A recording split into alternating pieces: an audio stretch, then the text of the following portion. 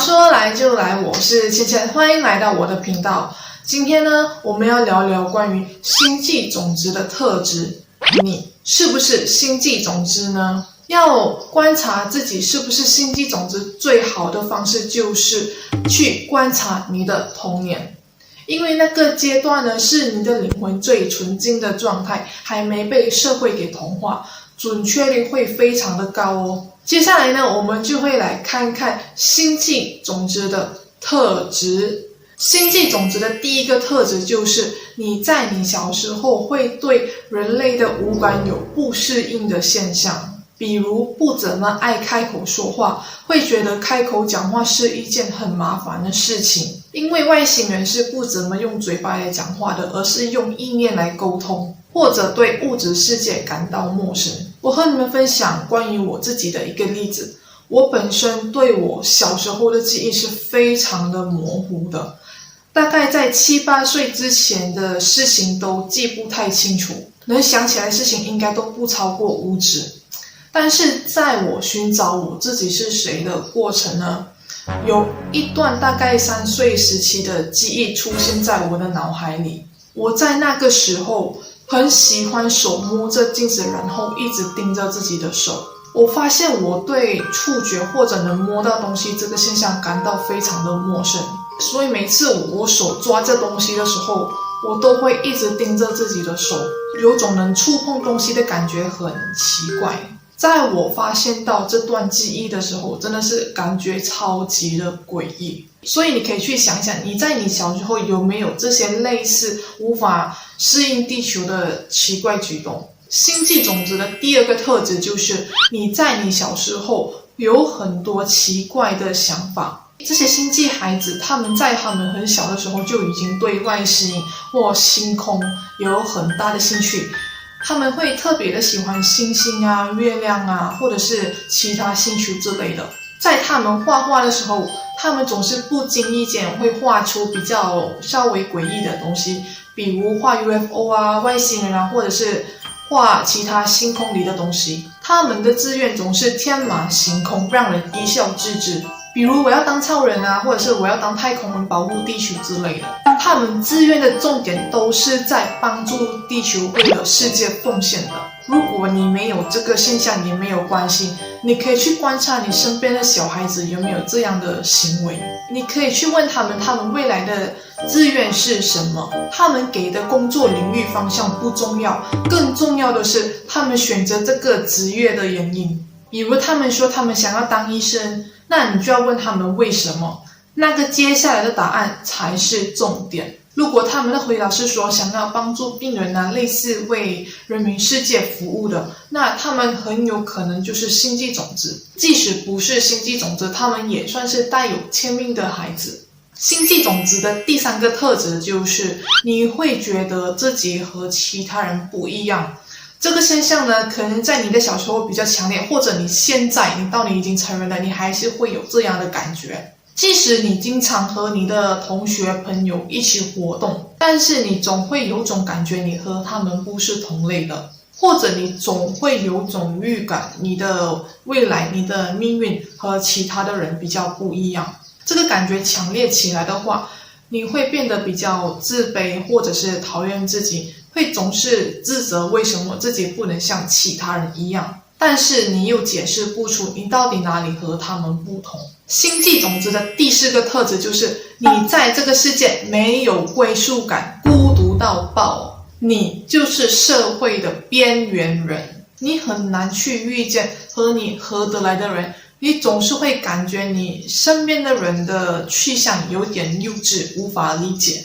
在你读书时期本该是你最积极最活跃的阶段，但是你对社团活动、交际活动完全不感兴趣，也不想参加。你宁愿自己待着，也不想去应付和你趣味不相投的人。你总是独来独往，只有你自己一个人的时候，你反而会感到非常的舒服自在。那你就是老灵魂，已经是转世在地球很多次的星际种子。你的三观和大部分的人会稍微的不同，你对金钱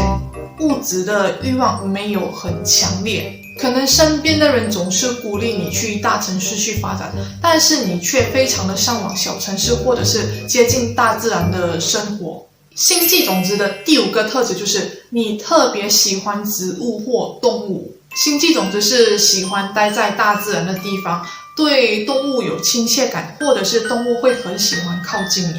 你对植物或动物保持着尊敬的态度，因为在宇宙的世界，万事万物都没有高低之分，全部的生命都是平等的。星际种子的第6个特质就是你对自己的存在有一种使命感。你会感觉自己的人生好像有该做的事情，但是你就是想不起来。随着年纪越来越大的时候，你会一直对你平淡无奇的人生感到非常的不满，但是却找不出毛病到底在哪里。面对这个阶段呢，是许多人最纠结的，该不该放弃自己所打拼的事业，去踏上寻找自己的旅程。当你还在犹豫你的人生选择的时候，我个人建议是你应该继续坚持下去，因为你还没有准备好，对世俗还是带有眷恋或者是执着所在。等到你自己再也忍受不了这一切的时候，你自己自然而然会去寻找自己想要过什么样的人生。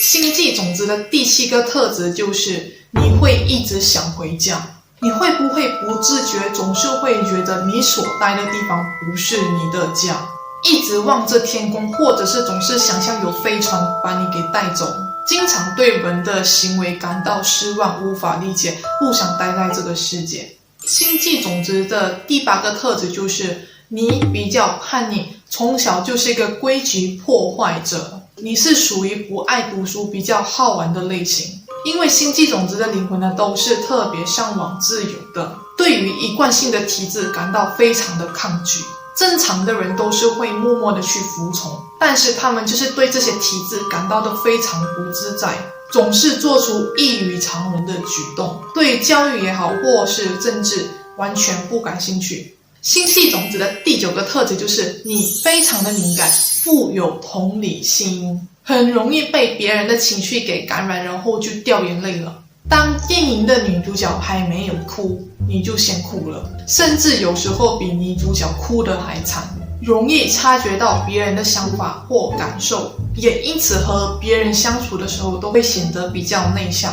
星际种子的第10个特质就是你就是梦想家。星际种子是个想象力特别丰富，但是却缺乏行动力的人。他什么事情都特别的敢想，但是做起来的时候总是3分钟热度就消了，比较难坚持，不易吃苦。因为他们的以前的星球的频率都是非常高的，所以他们想要的东西总是很快就显化出来了，不像地球需要经历那么多的过程，会比较辛苦。所以星际种子在地球呢，总是会显得比较缺乏耐心，这是每位星际种子在地球所要克服的课题。好，现在我们来到星际种子的最后一个特质，你喜欢帮助别人。星际种子呢，是来自充满爱与光的地方，所以他们的天性呢，对于地球人来说是比较善良的。看见别人难过，他们也会感到难过，所以他们会毫无界限的去帮助别人，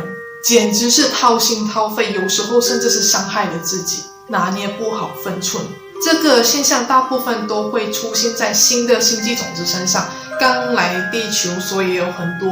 的地方需要去适应。那些转世地球很多世的老灵魂呢，就比较少有这样的现象。好，以上呢就是星际种子的11个特质，你中了几项呢？欢迎在底下留言告诉我。喜欢的话就订阅、分享、点赞，非常感谢你的收看，我们下期见，拜拜。